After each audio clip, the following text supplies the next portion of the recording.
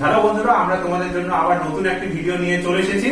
এতদিন ধরে video upload না করতে পারার জন্য আমরা খুবই দুঃখিত। তোমরা বুঝতেই পারছো চারিদিকে করোনা পরিস্থিতিতে খুবই খারাপ অবস্থা। তবে আর ভয় পাওয়ার কোনো দরকার নেই। এবার তোমরা প্রতিদিনই রেগুলার ভিডিও পেতে থাকবে। আমি চাইবো যে তোমরা প্রতিদিন এই ভিডিওগুলি অ্যাটেন্ড করো এবং তোমাদের কনসেপ্ট গুলো ক্লিয়ার করে নিও। তো আমি বিশ্বজিৎ, তোমরা দেখছো এডুটেক কেয়ার। চলো ভিডিওটি শুরু করা যাক।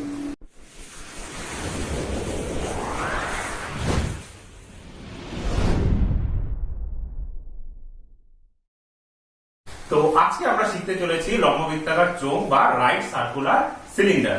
তো এই রাইট সার্কুলার সিলিন্ডার বা লম্ববৃত্তাকার চোঙটা কেমন তোমরা কি জানো? আমি তোমাদের দেখিয়ে দিচ্ছি। যদি একটি পেপারকে, ধরো কাগজকে এইভাবে মোড়ানো হয়, তাহলে দেখতে পাবে যে এটাই হচ্ছে লম্ববৃত্তাকার চোঙের আকৃতি। তো এই লম্ববৃত্তাকার চোঙ এরকম দেখতে। তো এরকম দেখতে তোমরা বাড়ির আশেপাশে বা কোথাও এরকম কিছু জিনিস দেখেছো তোমরা বলতে পারবে। যেমন ধরো পেনদানি, তারপরে সিলিন্ডার, আরো কিছু ধরো বাসও হতে পারে। ঠিক আছে, তো এগুলো লম্ববৃত্তাকার চোঙের উদাহরণ। তো এবার লম্ববৃত্তাকার চোঙের অঙ্ক করতে গেলে আমাদের অনেক কিছু আগে জানতে হবে, যে পার্শ্বতলের ক্ষেত্রফল, সমগ্র তলের ক্ষেত্রফল, বা এই লম্ববৃত্তাকার চোঙের কতগুলি তল আছে। এবার ভূমি দেওয়া থাকবে, উচ্চতা দেওয়া থাকবে, ক্ষেত্রফল বের করতে হবে, কিংবা ক্ষেত্রফল ভূমি দেওয়া আছে, উচ্চতা বের করতে হবে। এবার লম্ববৃত্তাকার চোঙ ফাঁপা হতে পারে, নিরেট হতে পারে, এবং সেগুলো ক্ষেত্রে আমরা কিভাবে সলভ করবো সেটা জানবো। এবং সেটা জানার আগে আমরা এই কনসেপ্ট গুলো আগে ক্লিয়ার করে নেবো। তো লম্ববৃত্তাকার চোঙ, ধরো এটা একটা পেপারের টুকরোটা কেমন ছিল, ঠিক এরকম ছিল, তাই তো? তো এর দৈর্ঘ্যটা ধরে নিলাম এল, তাহলে এটাও এল হবে। আর প্রস্থটা ধরে নিচ্ছি বি। ঠিক আছে, তাহলে প্রস্থটা ধরে নিচ্ছি বি। তাহলে এইবার এইটাকে যদি আমরা প্রস্থ বরাবর, ধরো এই পেপারটা এটাই, তাহলে হচ্ছে বি, এটা হচ্ছে এল। তাহলে এইটাকে যদি আমরা প্রস্থ বরাবর ফোল্ড করি, তাহলে কি দেখা যাবে? প্রস্থ বরাবর ফোল্ড করলে দেখো এরকম একটা লম্ববৃত্তাকার চোঙের আকৃতি নিয়ে নিল, তাই না? তাহলে এখানে এই আয়তক্ষেত্রের ক্ষেত্রফলের সূত্র তো তোমরা আগে জানো, যে আয়তক্ষেত্রের ক্ষেত্রফল সমান সমান তোমরা জানো যে দৈর্ঘ্য ইনটু প্রস্থ, তাহলে এল ইনটু বি, এটা তোমরা জানো। এইবার এইটাকে ফোল্ড করার সময় কি হয়ে যাবে? তার আকৃতিটা দাঁড়াচ্ছে ঠিক এইরকম। তাহলে এই ক্ষেত্রে আমরা বলবো যে এটাকে ফোল্ড করার ফলে এইটা হয়ে গেল আমাদের কি? বক্রতল। ঠিক আছে, এটা হচ্ছে লম্ববৃত্তাকার চোঙের বক্রতল, বক্রতল বা পার্শ্বতল বলবো।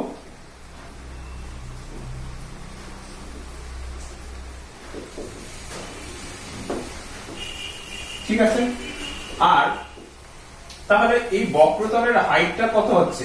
এই প্রস্থের হাইটটাই হচ্ছে, তার মানে এটা হয়ে যাচ্ছে আমাদের বি, তাই না?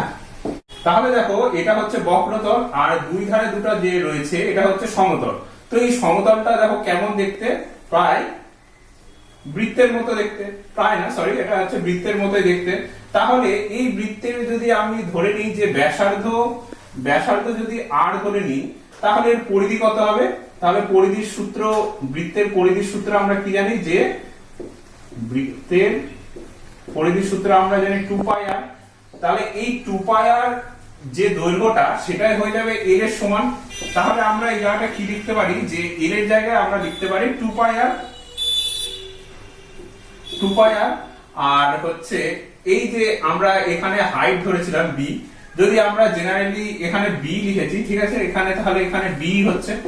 যদি আমরা ধরে নিতাম যে চোঙের হাইটটা এইচ, তাহলে সেই ক্ষেত্রে বিটাকে রিপ্লেস করে আমরা এইচ লিখতে পারবো। অর্থাৎ এখানে আমরা লিখতে পারবো যে 2πr ইনটু এইচ, তাহলে হয়ে যাচ্ছে আমাদের 2πr এইচ। তাহলে এটা হয়ে গেল আয়তক্ষেত্রের ক্ষেত্রফল থেকে আমরা কি পেয়ে গেলাম? এই লম্ববৃত্তাকার চোঙের পার্শ্বতলের ক্ষেত্রফল। তাহলে পার্শ্বতলের ক্ষেত্রফল বা বক্রতলের ক্ষেত্রফল, তাই তো? তাহলে পার্শ্বতলের ক্ষেত্রফল আমরা পেয়ে গেলাম। এইবার আমরা যদি বলি যে এই লম্ববৃত্তাকার চোঙের সমগ্র তলের ক্ষেত্রফল কি হবে, তাহলে সেক্ষেত্রে দেখো আমরা কিভাবে বের করবো। তাহলে এটা তোমাদের ক্লিয়ার, আমি মুছে দিচ্ছি। পরে সূত্রগুলো আমি সাইডে লিখে দিচ্ছি, কোনো অসুবিধা হবে না। তাহলে এইবার যদি চোঙটা অর্থাৎ লম্ববৃত্তাকার চোঙটা যদি নিরেট হয়, অর্থাৎ কোনো ফাঁপা থাকবে না, তাহলে কি হয়ে যাবে? তাহলে আমাদের সমগ্র তলের ক্ষেত্রফলটা হয়ে যাবে, তাহলে লম্ববৃত্তাকার চোঙের সমগ্র তলের ক্ষেত্রফল। তাহলে এই ক্ষেত্রফলটা বের করতে গেলে কি করতে হবে? 1 নম্বর পার্শ্বতলের ক্ষেত্রফল বের করতে হবে, আর দুই দিকের সমতলটা আমাদের অ্যাড করতে হবে। তাহলে সেটাকে আমরা ভাষায় লিখি যে পার্শ্বতলের ক্ষেত্রফল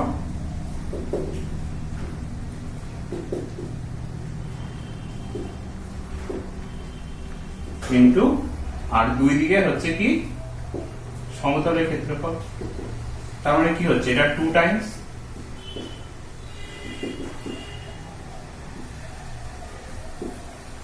তবে এই জায়গাটায় মনে রাখতে হবে যে এই ক্ষেত্রে বৃত্তাকার চোঙের সমগ্র তলের ক্ষেত্রফল, এটা কিসের ক্ষেত্রে? এটা নিরেটের ক্ষেত্রে।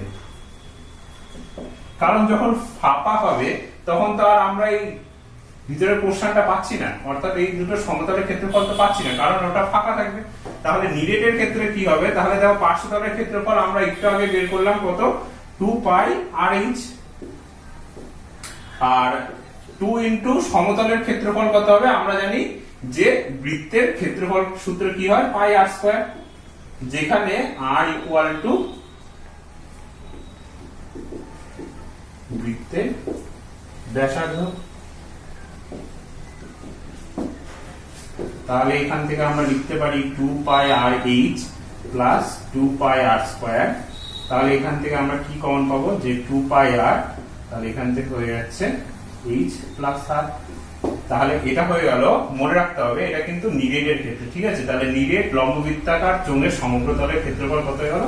2 পাই r into h plus r। তাহলে এত বর্গ একক। ঠিক আছে? তো পরীক্ষায় সবসময় খেয়াল করবে যে এই লম্ববৃত্তাকার চোঙটা ফাঁপা আছে না নিরেট আছে, তার উপর ভিত্তি করে আমরা অঙ্কগুলো সলভ করব। তাহলে আমি তোমাদের প্রয়োগের 2 নম্বর অঙ্কটা করে দিচ্ছি, তোমরা দেখে নাও। যে চোঙের ভূমির পরিধি 44 মিটার এবং উচ্চতা 14 মিটার, তার পার্শ্বতলের ক্ষেত্রফল কি হবে? তাহলে পার্শ্বতলের ক্ষেত্রফল বের করতে বলেছে। তাহলে দেখো পার্শ্বতলের ক্ষেত্রফল মানে কি? 2 পাই r ইনটু h, আর 2 পাই r মানে কি জানি আমরা? যে বৃত্তের পরিধি। তাহলে দেখো পরিধি বলেই দেওয়া আছে আর উচ্চতাও বলে দেওয়া আছে, তাহলে আমরা পার্শ্বতলের ক্ষেত্রফল একবারে বের করতে পারি। তাহলে প্রয়োগের 2 নম্বর। তাহলে আমরা আগে পার্শ্বতলের ক্ষেত্রফলের সূত্রটা লিখে নিই, যে পার্শ্বতলের ক্ষেত্রফল, আমি শর্টে করে দিচ্ছি, পার্শ্বতলের ক্ষেত্রফল সমান সমান আমরা কি জানি? 2 পাই r ইনটু h। তাহলে 2 পাই r টা কি হয়? যে ভূমির পরিধি, আর ভূমিটা কি বৃত্তের মতো। তাহলে ভূমির পরিধি এখানে বলেই দেওয়া আছে, দেখো 44 মিটার। তাহলে এখানে 44 ইনটু h কত বলে দেওয়া আছে? 14 মিটার। তাহলে 44 ইনটু 14, তাহলে এখানে গুণ করলে কত হবে? 4 4 56, 6 ভাই থেকে 5, 4 4 56 আর 5 হচ্ছে, তাহলে এত কি হয়ে যাবে? বর্গ মিটার। তাহলে ইজিলি অ্যান্সারটা বেরিয়ে গেল। এবার আমরা প্রয়োগের 4 নম্বর অঙ্কটাতে আসছি। দেখো কি বলেছে? যদি কোনো ঢাকনা সমেত চোঙাকৃতি পাত্রের ভূমির পরিধি 22 ডেকামিটার এবং উচ্চতা 5 ডেকামিটার হয়, তবে ওই পাত্রের বাইরের সমগ্র তল রং করতে কতটা পরিমাণ জায়গা রং করতে হবে হিসাব করে নিই। তাহলে দেখো এখানে প্রথমে লক্ষ্য করবে যে ঢাকনা সমেত চোঙাকৃতি বলেছে, তার মানে কি আমাদের সমগ্র তল বলতে পার্শ্বতল নিতে হবে আর দুই ধারের দুই সমতল নিতে হবে। তাহলে দেখো এখানে ভূমির পরিধি বলে দেওয়া আছে, তাই না? তাহলে ধরি চোঙাকৃতি পাত্রের বৃত্তাকার তলের ব্যাসার্ধ আর এখানে ডেকামিটার ধরবো, কারণ এখানে ডেকামিটার আছে, ঠিক আছে? তাহলে চোঙাকৃতি পাত্রে বৃত্তাকার তলের ব্যাসার্ধ আর, তাহলে পরিধি কত হবে? 2 পাই r। তাহলে দেখো এখানে ভূমির পরিধি বলে দেওয়া আছে 22 ডেকামিটার। তাহলে আমরা শর্তানুসারে একবার লিখতে পারি যে শর্তানুসারে ভূমির পরিধি সমান সমান এখানে দেওয়া আছে কত 22 ডেকামিটার। তাহলে আমরা সূত্র অনুযায়ী কি লিখতে পারি যে ভূমির পরিধি 2 পাই r ইকুয়াল টু 22। তাহলে r ইকুয়াল টু কত হবে, তাহলে 22/2 আর পায়ের মানে হচ্ছে আমরা কি জানি পাই সমান সমান 22/7 লেখা হয়, তাহলে সেটা উল্টে গেলে হবে 7/22, তাহলে 22 চলে গেল, তাহলে এটা হয়ে গেল আমাদের 7/2 বা 3.5 এত ডেকামিটার। ঠিক আছে, তাহলে আর এর মান বের হয়ে গেল। এবার আমাদের সমগ্র তলের রং করতে হবে, তাই তো? তাহলে এবার আমরা এখানে সাইডে করছি। তাহলে সমগ্র তল রং করতে কতটা পরিমাণ জায়গায় রং করতে হবে, তাই তো? তাহলে আমাদের বের করতে হবে সমগ্র তলের ক্ষেত্রফল। তাহলে সমগ্র তলের ক্ষেত্রফলের সূত্রটা কি, যে 2 পাই r into r plus h। ঠিক আছে, এখানে তাহলে দেখো r বেরিয়ে গেছে আর h টা আমাদের দিয়ে দেওয়া আছে যে h সমান সমান দেওয়া আছে কত 5 ডেকামিটার। তাহলে দেখো 2 পাই r মানে আমরা জানি কি ভূমির পরিধি 22, তাহলে একবারে লিখে দেবো, এখানে আর আলাদা করে বসানোর দরকার নেই। এখানে আমরা r এর মানটা বসাবো 3.5 আর h দেওয়া আছে 5, তাহলে এখানে হয়ে যাচ্ছে 22 ইনটু, তাহলে এখানে হয়ে যাচ্ছে 5 3 8 8.5, তাই তো? তাহলে 22 ইনটু 8.5 গুণ করলে কি হবে আমরা দেখে নিই পাশে। তাহলে 5 2 10 1 5 2 10 11 আর 2 16 আর 2 16 17, তাহলে 0 7 8 1, তাহলে এক ঘর আগে পয়েন্ট আছে, তাহলে কত হবে 187 বর্গ ডেকামিটার। তাহলে আমাদের অ্যানসারটা কি হবে, যে কতটা পরিমাণ জায়গা রং করতে হবে, তাহলে 187 বর্গ ডেকামিটার পরিমাণ জায়গা রং করতে। এবার আমরা শুরু করব প্রয়োগ 6 নম্বর। আচ্ছা, কি বলেছে দেখো, স্টিলের পাতলা চাদর দিয়ে তৈরি ঢাকনা সমেত একটি ড্রামের ভূমির ব্যাসের দৈর্ঘ্য 4.2 ডেসিমিটার। দেখো এখানে ব্যাস বলেছে, তাহলে ওখানে ব্যাসার্ধ বলে নিতে হবে। যদি ড্রামটি তৈরি করতে 112.20 বর্গ ডেসিমিটার চাদর লাগে, তবে ড্রামটির উচ্চতা কত হবে? তাহলে আমাদের উচ্চতা অর্থাৎ h টা বের করতে হবে। এবার এখানে বলেছে ঢাকনা সমেত একটি ড্রামের ভূমির ব্যাসার্ধের দৈর্ঘ্য। আচ্ছা, তাহলে দেখো আমরা আগে প্রথমে ধরে নিলাম, এটা হচ্ছে প্রয়োগ 6, ধরে নিলাম যে ড্রামটির উচ্চতা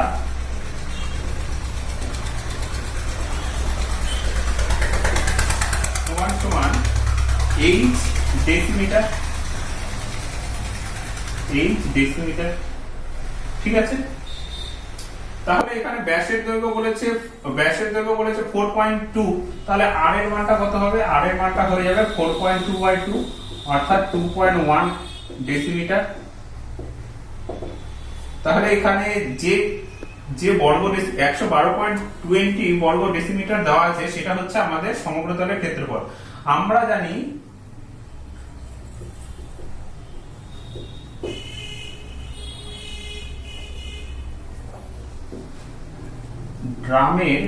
ড্রামটা কেমন চৌমাকৃতি, তাই তো? ড্রামের সমগ্র তলের ক্ষেত্রফল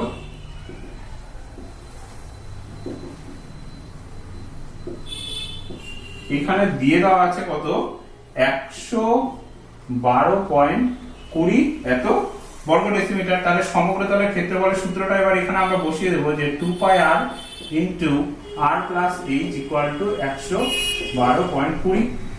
তাহলে এখানে আমরা r এর মানটা বসিয়ে দেবো, r এর মানটা বসালে যদি আমরা সলভ করি h বেরিয়ে যাবে। তাহলে 2 পাই এর মান হচ্ছে 22/7, r এর মান দেওয়া আছে 2.1 প্লাস h ইকুয়াল টু 112.20। তাহলে এখানে দেখো 3 7 21.03। তাহলে এইবার এটা আমরা যদি ওইদিকে নিয়ে যাই, তাহলে কি হবে 2.1 plus h equal to 112.20 by 0.3, আর বাকিগুলো নিচে হচ্ছে হবে 2 ইনটু 22। তাহলে এখানে একটা পয়েন্টের জন্য এখানে 10 হবে, এই পয়েন্টের জন্য নিচে 100 হবে। তাহলে 0 0 একটা কেটে গেল, আর হচ্ছে এই 0 একটা কেটে গেল। ঠিক আছে, তাহলে এইবার দেখো এখানে 11 22, তাহলে আমরা একবারে দেখো 11 দিয়ে কাটতে পারবো। 11 দুগুণ 22, 11 কে 11, 22 আছে, তাহলে 0 2, তাহলে এটা হলো। তাহলে এবার দেখো 2 দুগুণ 4, 4 দিয়ে একবারে কাটা যায় কিনা? 4, আচ্ছা আমরা 2 দিয়ে কাটছি, 2 দিয়ে 5 দুগুণ 10, 2 কে 2। এবার 3 দিয়ে কাটবো, 3 দিয়ে 3 17 51, তাহলে কত হচ্ছে 17/2। তাহলে এটা পয়েন্টে আনলে কত হবে? 8 দুগুণ 16, 8.5। তাহলে h সমান সমান কত হবে? 8.5 মাইনাস 2.1, তাহলে এখানে হচ্ছে 4, এখানে হচ্ছে 6, তাহলে এত কি হবে আমাদের ডেসিমিটার। তাহলে দেখো এখানে আমাদের হাইটটা কিন্তু বেরিয়ে গেল। এইবার আমাদের কি উত্তর চেয়েছে, আবার 1 বর্গমিটার স্টিলের দাম 25 টাকা হলে ড্রামটি তৈরি করতে কত খরচ লিখছে। আচ্ছা, তাহলে এখানে দেখো 1 বর্গমিটার বলেছে কিন্তু, আর এখানে যেটা দেওয়া আছে সমগ্র তলের ক্ষেত্রফল বর্গ ডেসিমিটার। তাহলে আমরা দেখে নিই আগে মিটার আর ডেসিমিটার সম্পর্ক কি। তাহলে 1 মিটার সমান সমান 10 ডেসিমিটার। তাহলে 1 বর্গমিটার মানে কত হবে? তাহলে 1 বর্গমিটার মানে হয়ে যাবে, এদিকে স্কয়ার করে দিতে হবে, তাহলে হয়ে গেল 100 বর্গ ডেসিমিটার, তাই তো? তাহলে 1 বর্গ ডেসিমিটার মানে কত হবে? তাহলে 1 দিয়ে 100 কে ভাগ করে দিতে হবে, তাহলে কত হচ্ছে? 2 বার আগে পয়েন্ট বসবে, এত বর্গ মিটার হয়ে যাবে, তাই তো? তাহলে দেখো এখানে বলেছে যে 1 বর্গ মিটার স্টিলের দাম যদি 25 টাকা হয় তাহলে ড্রামটি তৈরি করতে কত খরচ লাগবে। তাহলে দেখো 1 বর্গ ডেসিমিটার মানে কি হচ্ছে 0.01 বর্গ মিটার, আর এখানে একটু আগে কি ছিল যে সমগ্র তলের ক্ষেত্রফল 112.20 বর্গ ডেসিমিটার। তাহলে 112.20 বর্গ ডেসিমিটার মানে তাহলে কত বর্গ মিটার হবে? তাহলে 2 ঘর আগে পয়েন্ট চলে আসবে, অর্থাৎ 1.1220 এত বর্গ মিটার। আচ্ছা, এইবার তাহলে লক্ষ্য করো যে প্রতি বর্গ মিটারে কত খরচ হয়েছে বলেছে 25 টাকা, তাই না? তাহলে প্রতি বর্গ মিটারে যদি 25 টাকা খরচ হয় তাহলে টোটাল খরচ কত হবে, অর্থাৎ মোট খরচ কত হবে? তাহলে মোট খরচ হবে, এই যে বর্গ মিটারটা বের করলাম, তাহলে 1.1220 এর সঙ্গে 25 গুণ হবে, তাহলে 25 গুণ হলে তাহলে কত টাকা হবে? এখানে 28 টাকা 5 পয়সা। তাহলে এটাই হচ্ছে আমাদের অ্যান্সার। তোমাদের কোনো বুঝতে অসুবিধা যদি তাও হয়ে থাকে তাহলে তোমরা অবশ্যই কমেন্ট করে জানাবে। তাহলে আজকে আমরা ভিডিওটা এখানেই শেষ করছি। যদি তোমাদের কোথাও প্রবলেম থেকে থাকে তাহলে অবশ্যই আমাদের কমেন্ট বক্সে কমেন্ট করে জানাতে পারো।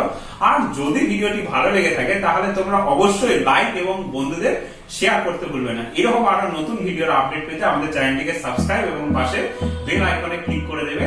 তাহলে দেখা হচ্ছে নেক্সট ভিডিওতে। টেক কেয়ার, জয় হিন্দ।